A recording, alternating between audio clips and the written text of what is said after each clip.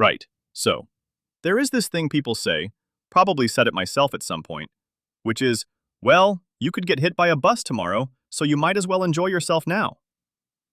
And on one level, fine, fair enough. Nobody is going to argue with that. Life is short, uncertainty is real, eat the biscuit, have the extra pint. I am with you, fully on board.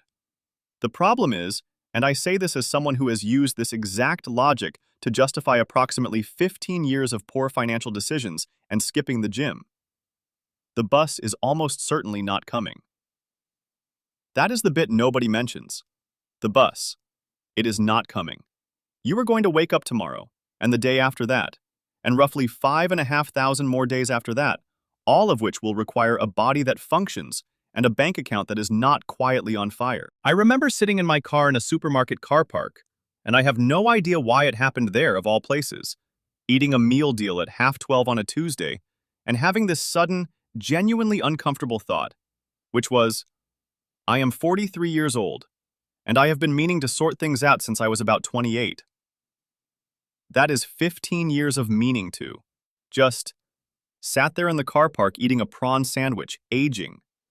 And the strange part is, it did not feel like 15 years had passed. It felt like a Tuesday, because that is how it works.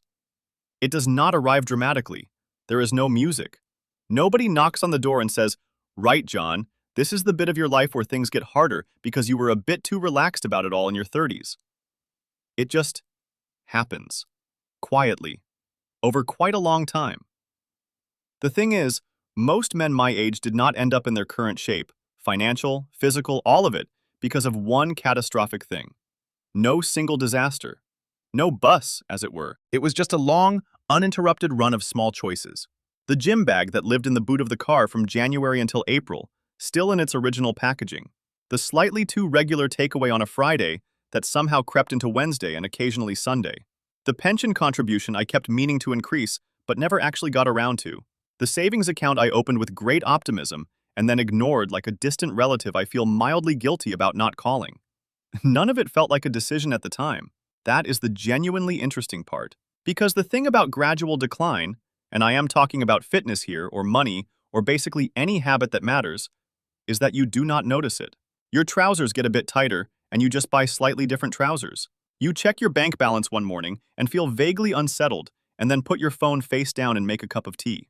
The body starts making new and interesting sounds on the stairs, and you just accept them, like they are part of the house.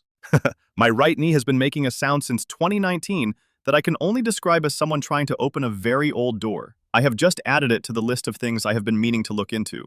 And none of this is catastrophic, right up until, without any real warning, it is. You go for a run one morning, and your body looks at you like you have suggested something genuinely offensive. You check your pension and realize that a comfortable retirement is going to require either a significant change of behavior or a genuine miracle. You look in the bathroom mirror one morning under that horrible overhead light that makes everyone look slightly unwell, and you think, when did this happen? When did I become someone who gets out of breath putting shoes on? Now, I want to be clear. I am not standing here, well, sitting here, telling anyone they should have been miserable in their 20s to make their 50s easier. That is not the point. I genuinely believe in holidays. I have paid for several that probably stretched the budget slightly further than was wise, and I regret none of them. Lunch on a Saturday with a beer in the sunshine. Yes, worth every penny. A decent meal on your anniversary. Absolutely. I have never once thought that was a poor allocation of resources. The problem is not pleasure. The problem is using the theoretical bus as a reason to never think about the future at all. Because there is a difference, and this took me longer to understand than it should have, between enjoying your life and quietly consuming your future. Between having a pint with your mates on a Friday and spending money you do not have on things you do not need. Because the vague idea of a future problem feels less real than the very immediate appeal of a new television. I know, I have done it. I have stood in a shop holding something unnecessary, had a perfectly clear thought about whether I should buy it, and then bought it anyway. Just completely overruled myself. Because it was there, and it was Tuesday, and I work hard and, frankly, the bus might come. Solid logic. Very watertight. The financial equivalent of this is actually quite boring when you look at it plainly. It is not gambling losses or a spectacular collapse. It is 15 years of just spending slightly more than is sensible, saving slightly less than is useful, and treating the whole concept of future money as something that will somehow resolve itself. Like a rounding error, like the universe will sort it out. And the body is exactly the same, which is somehow both less surprising and more depressing. I was not unfit because I made one big choice to stop exercising. I was unfit because I made about 4,000 small choices not to start again. Every morning I sat on the edge of the bed at 5:30, still in yesterday's socks, and thought, maybe tomorrow. Every Sunday evening, I planned a new routine with genuine enthusiasm, and then watched something instead. Every time I walked past the gym bag in the boot of the car, I had a brief internal conversation, and then decided the car needed the space. It needs to be said, I eventually moved the gym bag inside. That is not the triumphant ending this story deserves, but it is the true one. Here is what I wish someone had said to me clearly when I was about 25, in a way that actually landed. It is not about sacrifice. It is not about being the person who turns down pudding and has a spreadsheet for their pension and goes to bed at 9:30. That life sounds exhausting. I would not want it either. It is about the walk you do 3 times a week that costs nothing and keeps your joints from declaring independence. It is about the nights you go to bed before midnight because sleep, it turns out, is doing something, not nothing. It is about putting a reasonable amount of money somewhere sensible every month and then leaving it alone and not looking at it every time the mortgage feels uncomfortable.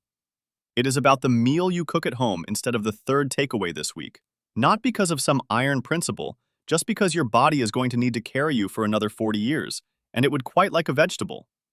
Small stuff. Boring, unsexy, completely unfashionable small stuff. That is the whole thing. That is the entire secret.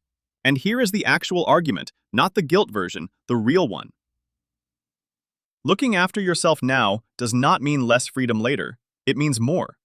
A 55-year-old man who is reasonably fit, reasonably secure financially, has no debt quietly humming in the background. That man has options. He can retire earlier if he wants. He can say no to things he does not want to do anymore. He can take his kids, or in my case his grandkids probably, somewhere worth going. He can get off the sofa without making a sound like a distressed mattress. That is what this is actually about. Not fear, not dread, not some grim countdown to physical failure. Just having a life that still works when you get there. My boys are young enough that they do not think about any of this yet, which is correct. They should not be thinking about this.